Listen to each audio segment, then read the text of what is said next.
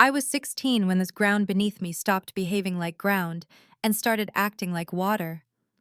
Airports are supposed to feel solid gates announcements, the predictable roll of suitcase wheels over polished tile, but the morning my mother left me, every sound was a tide, every face a wave, and I stood in it like a child who didn't know how to swim.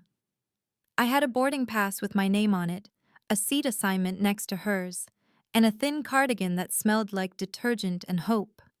She took the pass from my fingers with a smile that didn't touch her eyes, glanced at the gate number, then turned toward the priority lane with her new husband and his glossy, well-fed children. "You'll figure out," she said, as if I had been given a riddle and the prize was a family. Then she disappeared into luxury like fog into sunlight. For a while I waited. I waited because good daughters wait.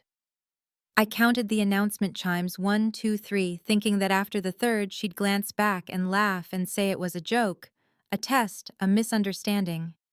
The gate agent smiled with that professional sympathy strangers wear when they're paid to make you feel less alone. The overhead flight boards flickered a ticker tape of other people's destinations. I tried to make the letters settle into a story that included me, but they danced away, like things that know how to hurt without touching. I checked my wallet. $47 and a bus card from a city I wouldn't be returning to. My phone battery hovered in the red like a pulse.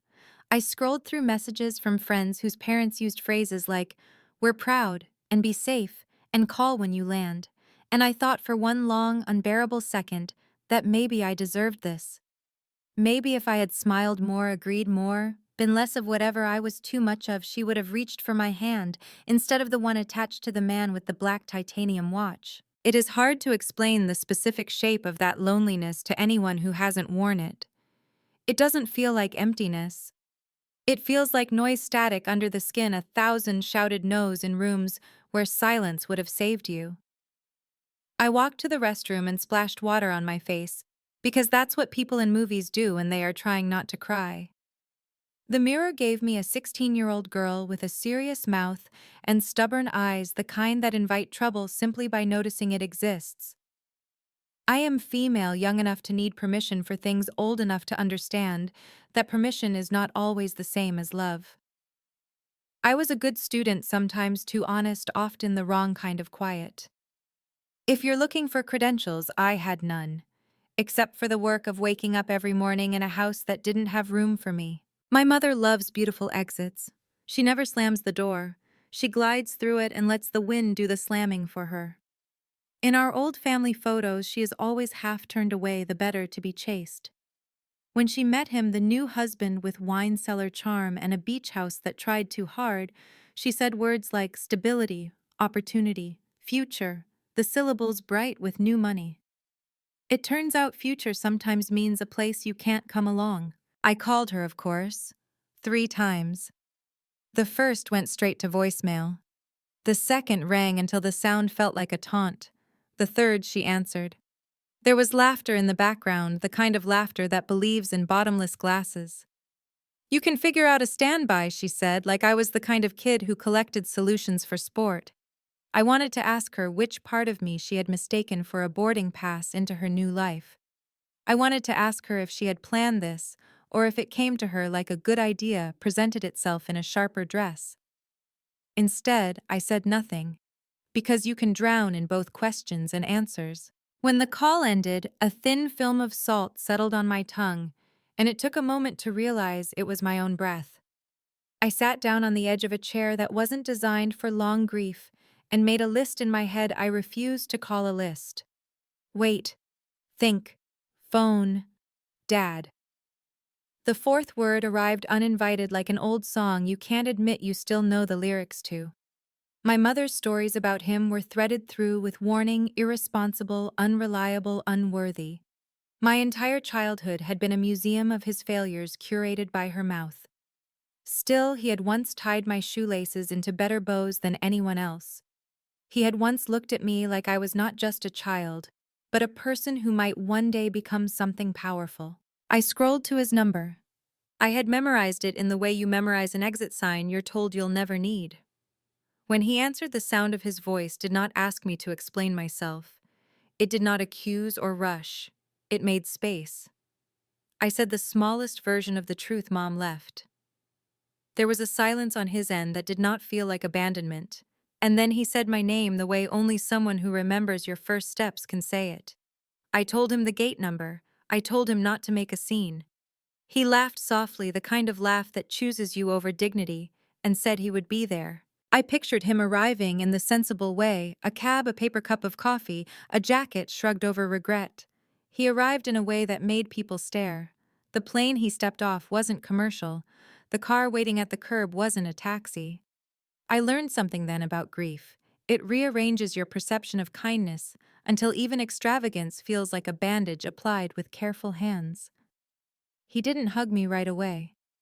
He put his hand on my shoulder and waited for my body to remember that it belonged to someone who would not forget it in a terminal. We didn't talk much in the car. The city rolled by with its endless appetite for stories, and I fed it mine in pieces small enough to swallow. In his quiet, I heard the shape of his anger measured adult, not the kind that stings, but the kind that builds a case. I stared at the reflection of my own face in the window, a ghost layered over storefronts and streetlights. I looked like a girl leaving a life and a life leaving a girl, both departures happening at once. His house was not the palace my mother had chased, but it understood the dignity of roofs and walls that don't lie. There were books in piles that suggested reading rather than decoration. There was a lemon tree out back apologizing for its one crooked branch by producing fruit like gratitude. He made me tea. He set it on the table like an offering to a small god. "You can stay," he said, and his voice did not include a time frame or a condition. The words stayed on the table between us, warm. Later, in a room that would become mine, I held the leftover boarding pass with my name on it and thought about the cost of admission. Some people inherit safety. Some people inherit a choreography of exits. I had inherited a choice to stay angry or to stay awake. At 16, I understood neither fully, but I understood the taste of being chosen and its absence. My father knocked softly and left a charger by the door without knocking twice. The first night in his house, I dreamed of gates. In the dream, every gate announced its closing with the dignity of a curtain call, and yet each one stayed open an inch wider when I walked toward it. I woke to the sound of rain on the lemon tree and the smell of toast. My phone blinked with messages from numbers that wouldn't have needed to ask how I was if they had stayed to find out. There were no messages from my mother. Her silence felt deliberate, efficient, the kind that spares her from the cost of noticing me. School called. I answered with the voice of a person inventorying her own survival. "I'm transferring," I said, because the geography of abandonment doesn't allow for commuting. Guidance counselors speak fluent logistics. They told me forms could be reimagined. My father signed where signatures go when they are also apologies. He didn't say "I told you so" because the story wasn't his victory. It was our makeshift map. In the days that followed, I learned that trauma is both an event and a posture. I walked through hallways with my shoulders guarding my throat. I sat at desks like a fugitive. I looked for exits, even in rooms with soft carpet and good intentions. I told no one the whole story, but my mouth carried its footprint. People said I looked older. They meant I had been asked to lift something heavy without help. At night, my father and I ate real dinners at a table that had known laughter before I arrived. He asked questions that ended with question marks instead of verdicts. He said things like, "When you're ready, and if you'd like, and how did that feel?" And I realized language can be a kind of chair, the sturdy kind you can sit in without worrying it will collapse under your weight. He didn't mention lawyers, but I saw them in the neatly stacked folders on his desk. He didn't mention money, but I heard it in the careful calls he took facing the lemon tree. He didn't mention that he owned the plane he came in on, or that the car had been a quiet flex of a man who had learned the difference between show and shelter. He only mentioned me. "How was your day? How can we make tomorrow easier? Do you want your room to face the morning?" Weeks gathered themselves. I found a rhythm that didn't require auditioning for affection. I learned to breathe like I wasn't stealing air. Then the first envelope arrived with my mother's name in the return address, but not her handwriting. The lawyers were polite the way storms are polite, first a breeze, then the truth of wind. They spoke of custody retroactively, like it was a receipt that could be lost or produced. They spoke of tuition she claimed to have paid, of support she claimed to have offered, of stories she claimed to remember. They spoke of me like a variable, and I felt my body turn into a math problem that could be solved differently depending on who held the chalk. My father read slowly. He underlined gently, as if not to bruise the paper. "We'll answer," he said. "We'll answer correctly." The word correctly landed like an oath. He called a woman named Hayes whose voice contained the exact amount of steel you want from someone who rescues people using paperwork.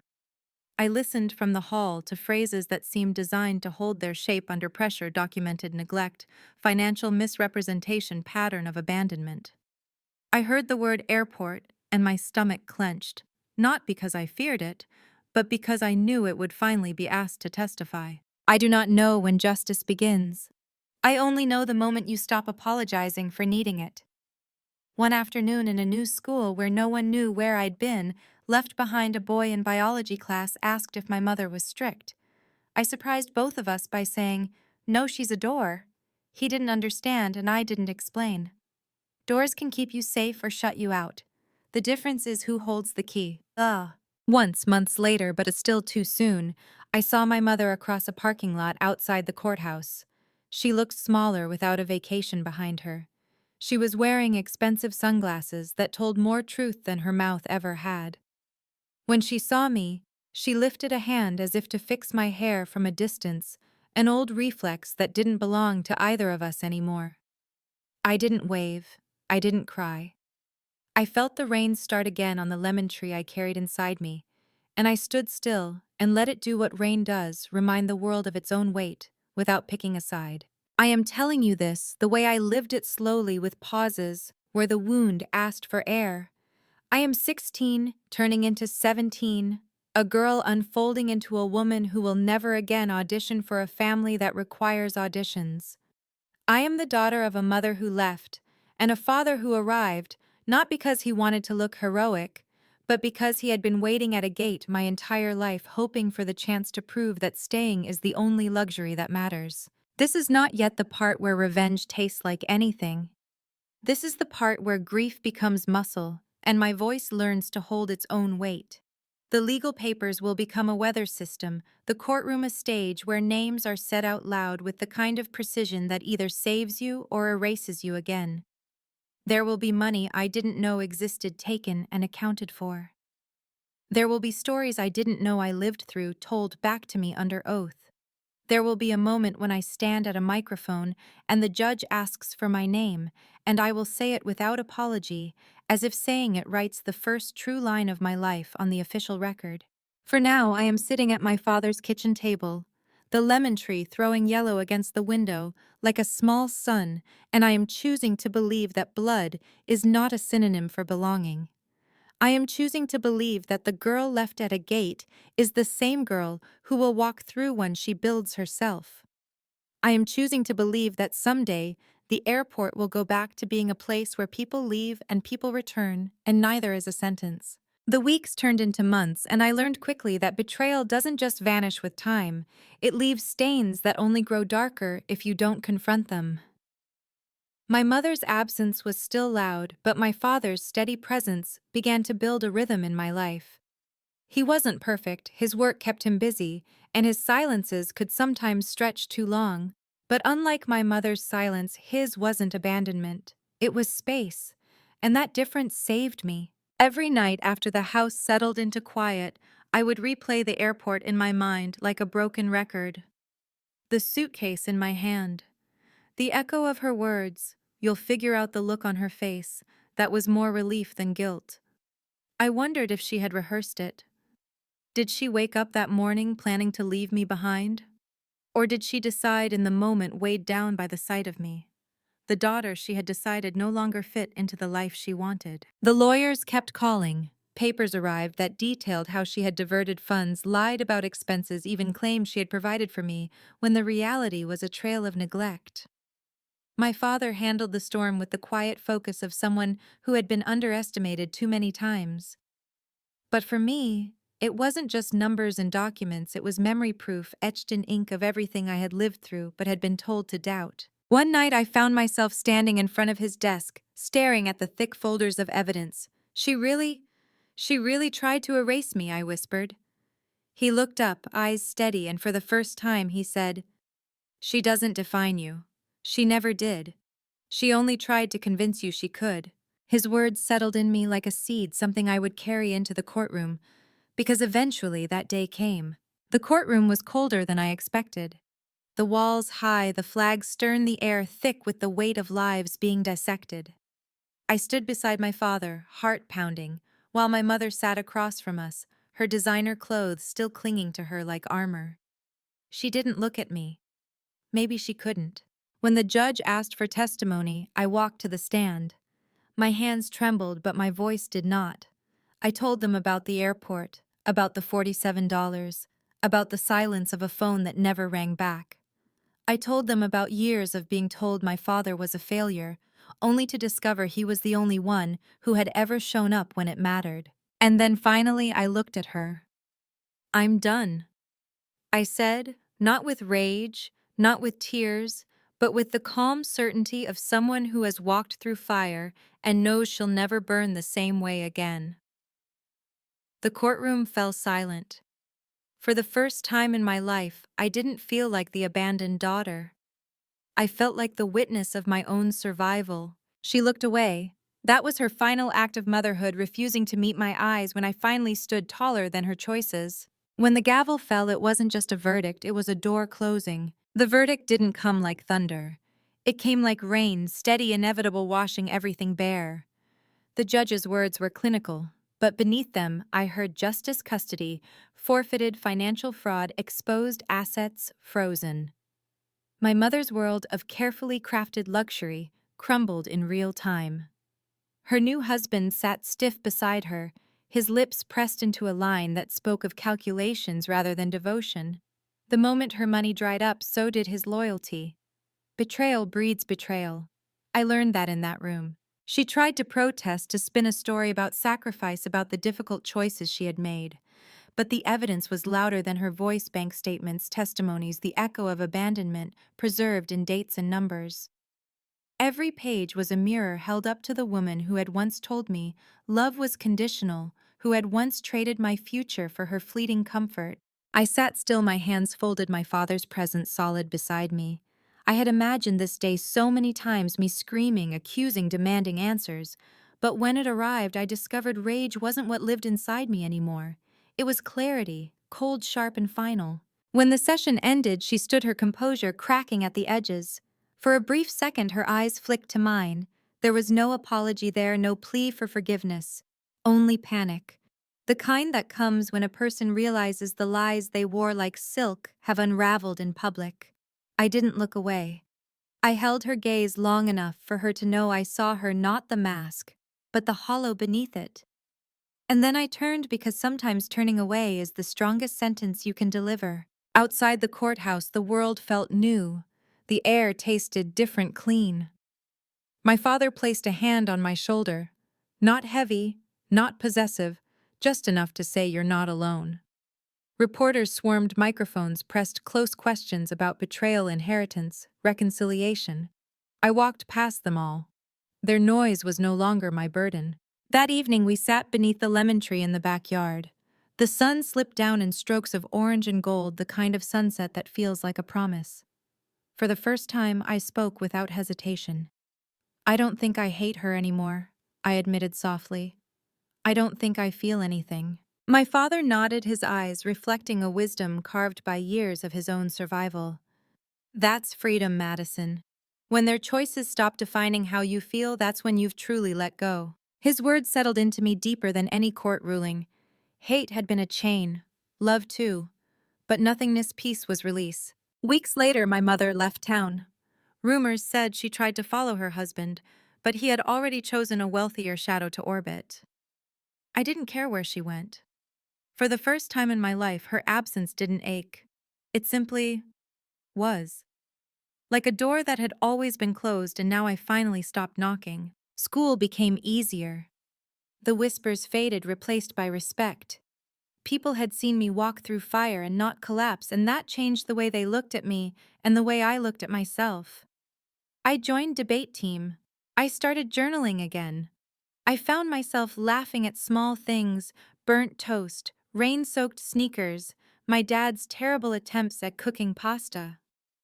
Laughter felt strange at first, like a language I'd forgotten, but it came back, and with it came breath. Still, there were nights when the memory of the airport haunted me: the cold tiles, the sound of luggage wheels, the finality of her words. But instead of breaking me, it reminded me I survived. 16 years old, abandoned with nothing, and I survived. And now I was no longer surviving, I was living. The years that followed didn't erase the pain, but they reshaped it. Trauma is like a scar: you stop bleeding, but you never forget where the wound was. At first, I moved through life like someone always braced for impact, waiting for the next betrayal.